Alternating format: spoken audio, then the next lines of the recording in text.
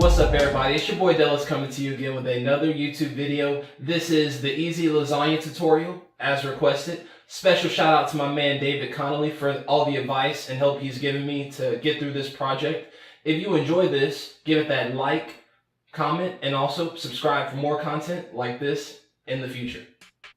Today we're making spinach and squash lasagna. The ingredients and the instructions are in the description below. Alright, let's get this party started. I'm gonna tell you about my experience making lasagna. It's repetitive, and it ain't easy being cheesy. I bought this circular springform pan based on a recommendation of another YouTuber to make this dish. I had to drive 20 miles to Joann's, and I had never been there before, but in order to get that particular pan, because no Walmart had her, no Bed Bath & Beyond, and I used the pan.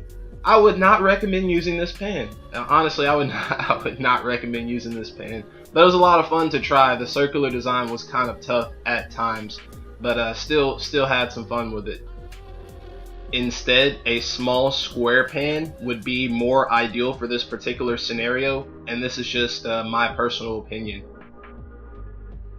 I also learned that for the amount of sauce you're using, understand how many layers you want to have for your lasagna so that you can portion your sauce accordingly. So if you're going to have 3 layers, then use 1/3 of sauce for each layer so that your top layer has enough sauce. And honestly, I'd actually would save a little bit more than 1/3 for the last layer, the top layer. That way you can make sure it's fully coated in the marinara sauce.